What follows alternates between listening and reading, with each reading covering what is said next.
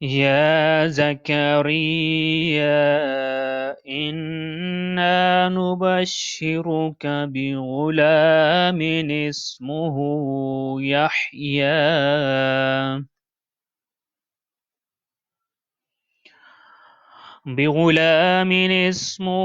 يحيى لم نجعل له من قبل سميا. سورہ مبارکہ مریم ورس نمبر 7. حضرت زکریا کا تذکرہ جاری ہے. اس سے گزشتہ آیا میں حضرت زکریا کی دعا مکمل ہوئی. آپ نے اپنی دعا کے آخری جملے میں یہ کہا تھا،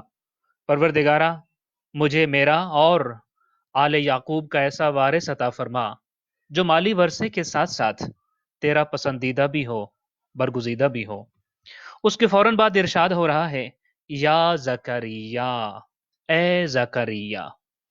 در حقیقت یہاں ایک جملہ ہمیں محذوف یا مقدر ماننا پڑے گا کہ فَأَجَابَ اللَّهُ دُعَاءَهُ وَقَالَ، اللہ نے حضرت زکریا کی دعا کو قبول کر لیا اور پھر فرمایا یا زکریا، اے زکریا، انا بے شک ہم، نبشرک تجھے بشارت دیتے ہیں، تجھے خوشخبری دیتے ہیں، بغلام ایک بیٹے کی، ایک لڑکے کی، اسمہ کہ جس کا نام یحییٰ ہوگا، لم نجعل نہیں بنایا ہم نے، لہو اس کا، من قبل اس سے پہلے، اس سے قبل، سمیہ کوئی ہم نام. سو پوری آیا کا ترجمہ اس طرح سے ہو جائے گا کہ ارشاد ہوا اے زکریا ہم تمہیں ایک لڑکے کی خوشخبری دیتے ہیں جس کا نام یحییٰ ہوگا، جس کا اس سے پہلے ہم نے کوئی ہم نام نہیں بنایا. اس آیا میں 3-4 الفاظ ہیں جن کی میں چاہوں گا کہ ہم تھوڑی سی توضیح و تشریح کریں، اور پھر اس کے بعد ایک بہت خوبصورت سا پیغام اس آیا کے ذریعے مجھے اور آپ کو سورہ مریم کی اس آیا کو تلاوت کرتے ہوئے اور سمجھتے ہوئے انشاءاللہ تعالی لینا ہے. یہاں ایک لفظ استعمال ہوا ہے انا نبشرکا، ہم آپ کو خوشخبری دیتے ہیں. یہ جو لفظ ہے اس کے روٹ لیٹرز یا حروف اصلی با، شین اور را ہیں. یہ با، شین اور را سے مختلف قسم کے الفاظ ہم اردو میں بھی سنتے رہتے ہیں. اصل میں یہ جو لفظ ہے یہ بشارتن ہے، اور عربی زبان میں بشرہ جو ہے انسان کی جلد کی جو اوپر کی سطح ہے اس کو کہتے ہیں. پھر اسی سے ایک لفظ جو اردو میں ہم سنتے ہیں بشر، ہم کہتے ہیں نا بشر انسان کے لیے کوئی بندہ بشر نہیں تھا جب میں وہاں پہ گیا، ایک لفظ استعمال کرتے ہیں. تو بشر بھی اسی بشارتون سے نکلا ہے. یعنی بشر جب ہم کہتے ہیں یا انسان کو بشر کہہ رہے ہوتے ہیں تو اس کا معنی یہ ہوتا ہے کہ مخصوص جلد اور مخصوص شکل و حیت والی مخلوق، یعنی کہ انسان کو ہم بشر کہتے ہیں. اسی سے ایک اور لفظ استعمال ہوتا ہے ہمارے ہاں اردو میں، بشارت لفظ استعمال ہوتا ہے. بشارت ہوتا ہے ایک ایسی خبر کے لیے عربی زبان میں کہ ایسی خبر کہ جو انسان کی چہرے کی رنگت کو بدل ڈالے، چاہے وہ اچھی خبر ہو یا غم کی خبر ہو، لیکن خبر ایسی ہو کہ جس سے انسان کے چہرے کا رنگ متغیر ہو جائے اور رنگ بدل جائے، اس کو ہم بشارت کہتے ہیں. البتہ عربی میں یہ لفظ با کے نیچے کسرہ کے ساتھ بھی استعمال ہوتا ہے اور با کے ساتھ، با کے اوپر فتحہ کے ساتھ بھی استعمال ہوتا ہے. با کے نیچے اگر زیر یا کسرہ ہو تو اچھی یا بری، ہر ایسی خبر کہ جو انسان کے چہرے کو رنگ بدل دے. اسی لیے وہ بیٹی کی خبر کے لیے قرآن مجید نے کہا کہ جب ان میں سے کسی کو بیٹی کی خبر دی جاتی تھی تو اس کا چہرے کا رنگ سیاہ پڑ جاتا تھا. وہاں بھی لفظ بشرہ استعمال ہوا ہے، بشارت کا لفظ استعمال ہوا ہے. البتہ با کے اوپر اگر آپ جب فتحہ استعمال ہوتا ہے یعنی بشارت کہا جاتا ہے تو پھر یہ خوبصورتی اور حسن و جمال کے لیے استعمال ہوتا ہے. چونکہ اردو میں بشارت اور بشارت دونوں لفظ استعمال ہوتے ہیں. جسٹ آپ کی اس نالج کے لیے کہ بشارت سے زیادہ بشارت اچھا لفظ ہے اردو میں، چونکہ بشارت ایک بری خبر کو بھی کہتے ہیں، اور ایسی بری خبر جو انسان کے رنگ کو بدل دے۔ البتہ بشارت ہمیشہ خوبصورتی کے معنی میں استعمال ہوتا ہے، حسن کے لیے استعمال ہوتا ہے، خندہ پیشانی اسی سے نکلا ہے نا، البشر، خندہ پیشانی، بہترین اخلاق، اور یہیں سے البشیر بھی بنا ہے، خوشخبری دینے والا، بشیرن و نذیرہ جو قرآن مجید میں ہم الفاظ پڑھتے ہیں۔ یہیں سے ایک اور لفظ، اگرچہ میں پورا اس کا فیملی ٹری بتانا مقصد نہیں ہے، لیکن ایک اور لفظ جو قرآن مجید نے بیان کیا وہ مبشرات، یعنی وہ ہوائیں جو بادل لاتی ہیں، جو بارش کی خوشخبری لاتی ہیں، وہ بھی بشارت سے ہے۔ سو انا نبشروں کا، ہم آپ کو ایک خوشخبری دیتے ہیں، ایک ہم آپ کو اچھی خبر دیتے ہیں۔ غلام یہاں لفظ استعمال ہوا ہے، ہمارے ہاں اردو میں غلام جو ہوتا ہے وہ نوکر کے لیے استعمال ہوتا ہے، سرونٹ کے لیے استعمال ہوتا ہے، البتہ عربی میں اس کے استعمالات الگ ہیں۔ قرآن مجید میں جہاں جہاں پہ لفظ غلام استعمال ہوا ہے، یہ یا تو بیٹے کے معنی میں استعمال ہوا یا لڑکے کے معنی میں، البتہ عربی زبان میں اس سے زیادہ اس کے معنی موجود ہیں۔ جیسا کہ یہیں پہ ہم دیکھتے ہیں کہ انا یکون لی غلام کا الفاظ آیا حضرت زکریہ کی طرف سے کہ مجھے بھلا اس عمر میں بیٹا کیسے مل سکتا ہے۔ اسی طریقے سے قرآن مجید نے سورہ القاف میں کہا ہے کہ اما الغلام فکان ابواہ مومنین، یا واما الجدار فکان لغلامین، وہاں پہ بھی غلام بمعنی لڑکا ہے استعمال ہوا ہے۔ حضرت یوسف کے بارے میں ایک جگہ سورہ یوسف میں ارشاد فرمایا ورس نمبر 19 میں کہ ہذا غلام، یہ لڑکا ہے۔ سو قرآن مجید میں لڑکے کے لیے بھی اور بیٹے کے لیے بھی یہ لفظ استعمال ہوا ہے۔ آخر میں ایک لفظ استعمال ہو رہا ہے سمیہ، چاہتا ہوں کہ اس کی تھوڑی سی وضاحت بھی آپ کے سامنے ضرور پیش کروں۔ سمیہ اصل میں عربی زبان میں ابتدائی طور پر جو یہ لفظ تھا وہ سمیون تھا، سمیون بروزن فعیلن، لیکن ناقص کے ابواب کے جو قوانین ہیں، جو لوگ عربی زبان سے اور عربی گرامر سے آگاہ ہیں وہ جانتے ہیں کہ واو کو پھر سرٹن رولز کی وجہ سے یا میں بدل دیا جاتا ہے، لہٰذا یہ بن جاتا ہے سمیون۔ سمیہ یہاں پہ کیوں آیا ہے؟ چونکہ یہاں پہ حالت نسبی استعمال، منصوب استعمال ہو رہا ہے یہ لفظ، لہٰذا اس کو سمیہ ہم یہاں پڑھیں گے۔ سمیہ کا جو معنی ہے، اس کے دو معنی مفسرین نے بیان کیے ہیں۔ ایک معنی ہے ہم نام، یعنی جن کا سیم یہی نام ہو، یعنی یحییٰ کا جو نام اللہ نے رکھا ہے، تو فرمایا لم نجعل لہ من قبل سمیہ، ہم نے اس سے پہلے ان کا کوئی ہم نام نہیں پیدا کیا تھا، ان کے نام کا اس سے پہلے کوئی بندہ بشر موجود نہیں تھا، اور ان سے قبل یحییٰ نام کسی بشر کا بھی نام، یہ جو لفظ تھا یہ کسی کا نام واقع نہیں ہوا تھا۔ لہٰذا اس قول کے مطابق اللہ نے حضرت زکریا کے فرزند حضرت یحییٰ کو دو خصوصیات سے نوازا۔ پہلی خصوصیت یہ کہ حضرت یحییٰ کا نام ذات پروردگار نے خود رکھا، ولادت سے پہلے رکھا، اور پھر بتا دیا کہ اس کا نام کیا ہوگا۔ اچھا ابھی دیکھیے، ابھی تو صرف یہ بتانا مقصود تھا کہ میں آپ کو اولاد دوں گا، مگر اللہ کی ذات ہے نا، وہ کسی اسباب کی محتاج نہیں ہوتی، صرف یہ نہیں کہا اولاد دوں گا، بلکہ اس اولاد کے بارے میں پھر ڈیٹیلز بتانا شروع کر دی۔ اولاد ہوگی، ہوگا بھی لڑکا، نام بھی اس کا یحییٰ ہوگا، اور یہ نام بھی ایسا ہے کہ اس سے پہلے کسی اور کا نہیں ہوا۔ سو دو کوالٹیز حضرت یحییٰ کے حوالے سے بیان کی جا رہی ہیں، یا دو اعزازات یہاں ہیں۔ پہلا اعزاز یہ کہ حضرت یحییٰ کا نام ذات پروردگار نے خود رکھا، دوسرا اعزاز یہ کہ ان سے قبل یہ نام کسی فرد بشر کے لیے نہیں رکھا گیا تھا۔ سو سمیہ کا ایک معنی ہم نام، ایک اور معنی بھی جو مفسرین نے بیان کیا ہے وہ ہے کہ سمیہ کا مطلب ہوتا ہے مثال، اگزامپل، نظیر، یا شباہت یا مشابہ چیز، اس سے ملتی جلتی کوئی ہستی، کوئی شخصیت۔ لہٰذا جب اگر ہم یہ معنی کریں کہ لم نجعل لہ من قبل سمیہ، کہ اس سے پہلے ہم نے ان کی نظیر، ان کی مثال، ان کے مشابہ کوئی بشر پیدا نہیں کیا تھا، تو یہاں اس کا معنی یہ ہوگا کہ بعض خاص حالات اور صفات حضرت یحییٰ علیہ الصلوۃ والسلام کے حوالے سے ایسے تھے کہ گزشتہ انبیاء میں سے کسی کو وہ پیش نہ آئے، یعنی ایک گزشتہ انبیاء میں اس طرح کی کوئی مثال نہیں تھی، کوئی ایگزامپل نہیں تھی، کوئی نظیر نہیں تھی۔ لہذا سمیہ کا معنی یہاں ہوگا کہ بے مثال، بے نظیر، جس کی کوئی مثال اس سے قبل، من قبلو، اس سے پہلے کوئی مثال موجود نہیں تھی۔ اچھا ہم جب یہ معنی کرتے ہیں تو یہ ہم اپنی مرضی سے نہیں کر رہے، بلکہ اسی سورہ میں، یعنی سورہ مریم میں ورس نمبر 65 میں اللہ کی ذات اپنے بارے میں ارشاد فرماتی ہے، حل تعلم لہ سمیہ، کیا خدا کی کسی مثال اور کسی نظیر سے تم آشنا ہو؟ وہاں یہ سمیہ نظیر، مثال، اگزامپلز اور شباہت کے لیے استعمال ہو رہا ہے، لہٰذا ہم وہی معنی یہاں پر بھی کریں گے اور ہم یہ یہاں معنی لیں گے کہ حضرت زکریا کو یہ بتایا جا رہا ہے کہ ہم آپ کو ایک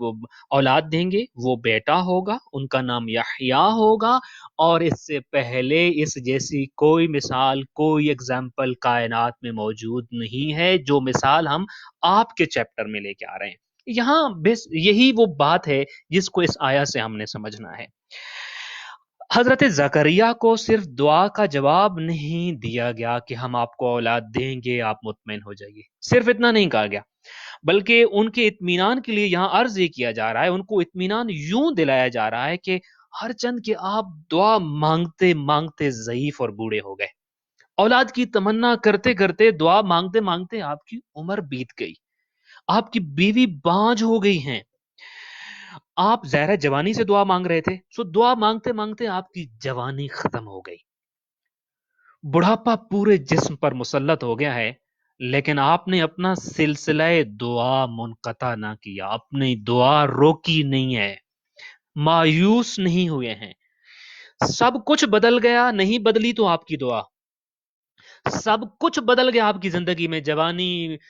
بڑھاپے میں بدل گئی، حالات جو ہے دوسرے حالات میں بدل گئے، مگر نہیں بدلی تو وہ امید جو آپ کو ہم سے تھی، وہ بھروسہ جو آپ کا ذات خدا پر تھا۔ تو اللہ کی ذات یہاں پر اللہ کی ذات جو ہے وہ اطمینان دلا رہا ہے اللہ حضرت زکریا کے کہ دیکھو سب کچھ بدلا، ہر چیز ختم ہو گئی، مگر تمہاری ہمارے اوپر سے امید ختم نہ ہوئی، تو دیکھو ہم آپ کو اللہ کے در رحمت سے امید رکھنے والوں کے لیے مثال اور استعارہ بنا دیں گے۔ یہ چھوٹی سی بات نہیں ہے، یہ چھوٹی سی بات نہیں ہے واقعتاً کہ صرف دعا قبول نہیں کی گئی، بلکہ یہ کہا گیا کہ اللہ کی رحمت سے جو لوگ جڑے رہتے ہیں کبھی نا امید نہیں رہتے ہوتے، اللہ کا دروازہ چھوڑ کر کبھی کہیں نہیں جاتے، چاہے جتنا مرضی آزما لیا جائے، چاہے کوئی چیز کتنی لیٹ، دیکھیں نا آپ اندازہ کریں، بلکہ ورس نمبر 8 جب ہم پڑھیں گے تو وہ بہت ہی انٹرسٹنگ آیا ہے کہ جب اللہ نے یہ کہہ دیا کہ ہم آپ کو اولاد دیں گے، بیٹا دیں گے، یحییٰ دیں گے، بے مثال اور بے نظیر واقعہ ہوگا یہ،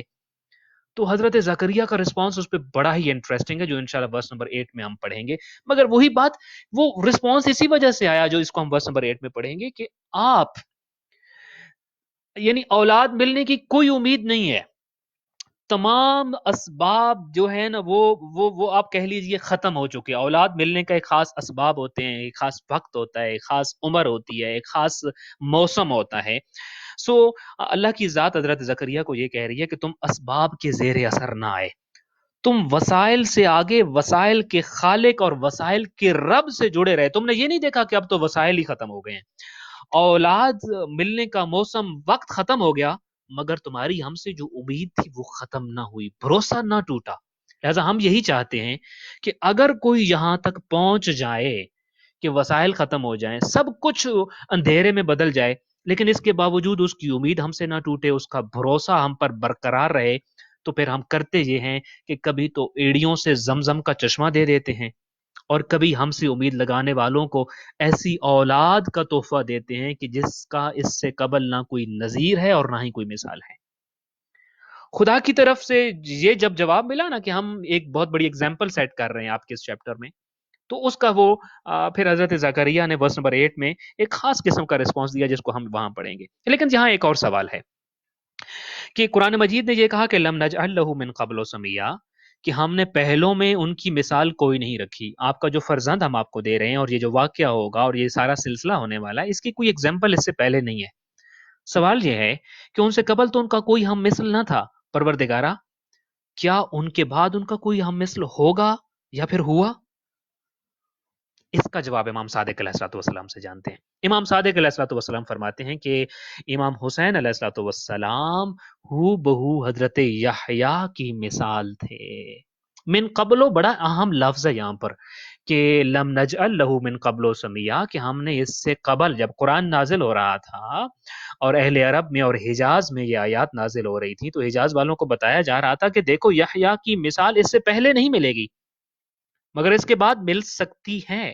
اور صادق آل محمد یہی کہہ رہے ہیں کہ ہاں آئیے ذرا ہم آپ کو حضرت یحییٰ کی مثال بعد میں بتاتے ہیں. آپ فرماتے ہیں کہ امام حسین علیہ السلام ہو مثال حضرت یحییٰ تھے. کیسے؟ کہ اللہ نے نام بھی خود رکھا امام حسین علیہ السلام کا، اور ان سے قبل حسین ابن علی علیہ السلام کے نام سے قبل حسین نام کا کوئی بچہ دنیا میں نہ ہوا. میں بلکہ ایک سٹیپ اگر اور کہوں آپ سے کہ ایک اور شباہت بھی پائی جاتی ہے امام حسین علیہ السلام اور حضرت زکریا میں. وہ یہ کہ جیسے حضرت زکریا کو اپنے بعد اپنی میراث کے بارے میں ڈر تھا اور آپ نے ایک ایسا وارث مانگا کہ جو ان کی میراث کو بچا لے. بالکل ہم یہی دیکھتے ہیں کہ وراثت رسول گرامی قدر صلی اللہ علیہ وآلہ وسلم کو جب خطرات آئے، شریعت رسول کو جب تغیرات کا ڈر لاحق ہوا کہ بدلنے لگ پڑی، شریعت رسول کا حلال حرام میں اور حرام حلال میں بدلنے لگ پڑا،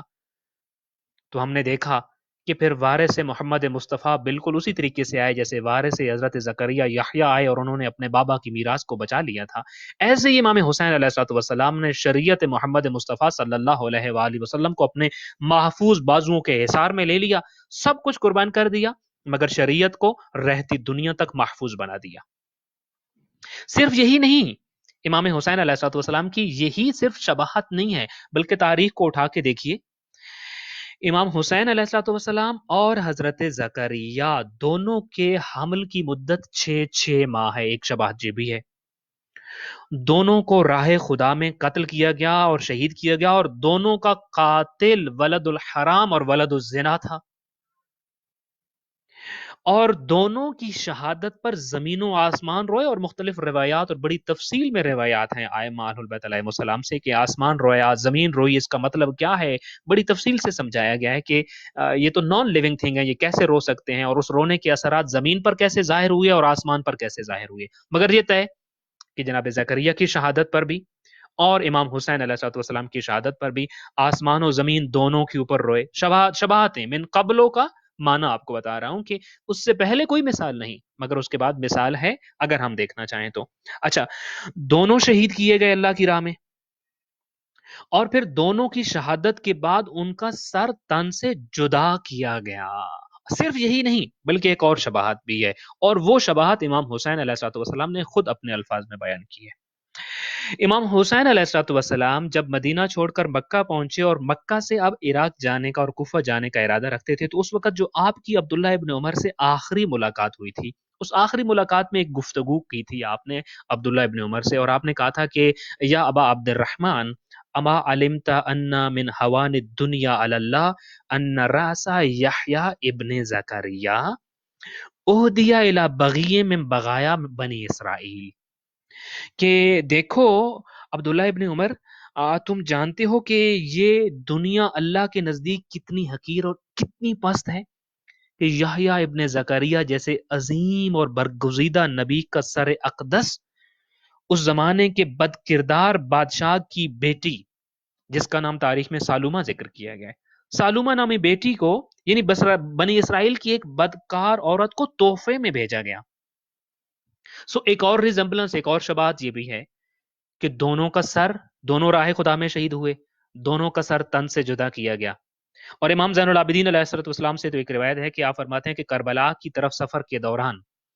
امام حسین علیہ السلام حضرت یحییٰ کا بہت تذکرہ کرتے تھے، بہت ذکر فرماتے تھے پورے راہ میں، راہ کربلا میں، راہ عراق میں. جب آپ مکہ و مدینہ کو چھوڑ کر کربلا کی طرف جا رہے تھے تو بہت تذکرہ کرتے تھے، اور دنیا کی بے قدری اور ذلت کا نتیجہ بتاتے تھے کہ حضرت یحییٰ ابن زکریا کا سر بنی اسرائیل کی بدکار عورت کو بطور ہدیہ پیش کیا گیا. امام فرماتے ہیں کہ شاید آپ اس بات کی طرف اشارہ فرما رہے تھے اور آپ اپنے ساتھ والے لوگوں کو بتا رہے تھے اور ان کے ذریعے رہتی دنیا تک مورخین کو اور تمام لوگوں کو یہ پیغام دینا چاہ رہے تھے اور اس طرف اشارہ فرما رہے تھے کہ میرا سر بھی دنیا کے بدترین انسان کے سامنے ہدیہ کے طور پر پیش کیا جائے گا. اور یحییٰ ابن زکریا کی مثال حسین ابن علی جو زمانہ حملگی سے شروع ہوئی تھی، وہ بالکل شہادت تک نہیں، بلکہ شہادت کے بعد سر تن سے جدا ہونے پہ ختم نہیں ہوگی، بلکہ سر کے اہدا کیے جانے اور تحفہ کیے جانے، اور صرف تحفہ نہ کیے جانے بلکہ اپنے اپنے زمانے کے بدترین انسان کے سامنے بطور ہدیہ پیش کیے جانے کے حوالے سے بھی قائم و دائم رہے گی۔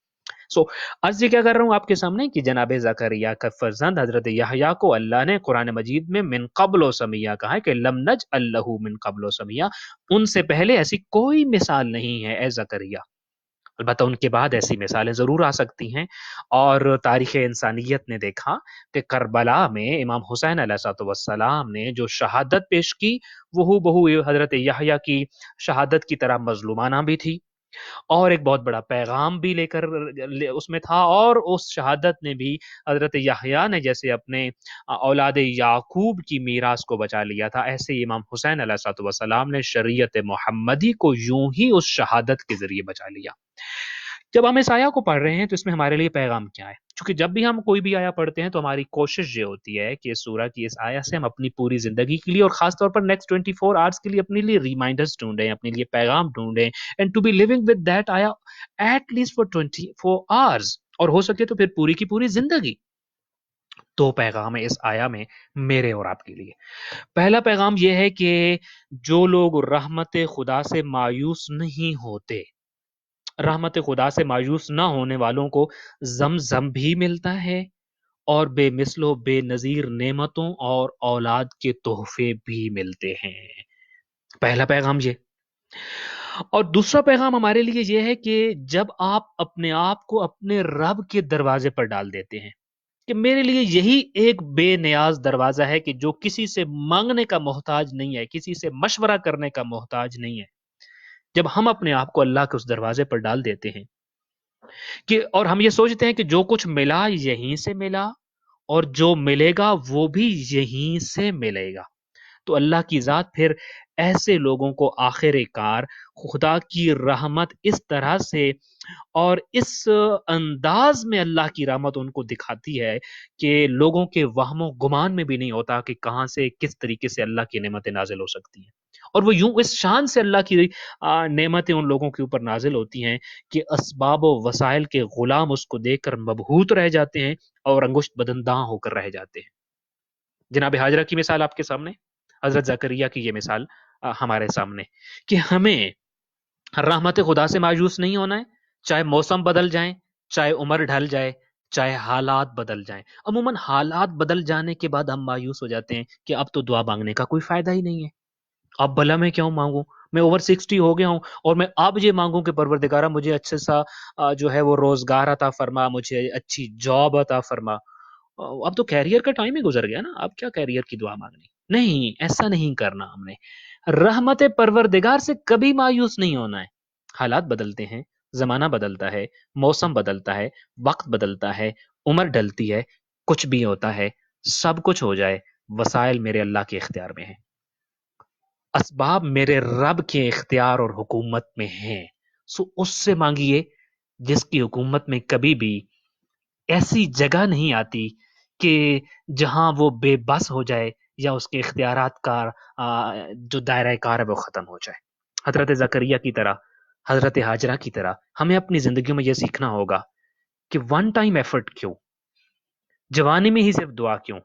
110 سال کی عمر میں بھی تو اولاد کی دعا کی جا سکتی ہے، اور اگر کی جائے گی امید کے ساتھ تو مل بھی سکتی ہے۔ اور پانی صرف ایک دفعہ کیوں ڈھونڈا جائے، 700 ٹائم ایفرٹ کیوں نہ کیے جائے، 700 گنا کیوں نہ ایفرٹ کی جائے، اور اگر آپ پھر بھی ایفرٹ کریں گے اور مایوس نہیں ہوں گے تو خدا آپ کی ایڑیوں سے آپ کا زمزم آپ کو آپ کی زندگی میں دکھائے گا۔ دعائے خالق کائنات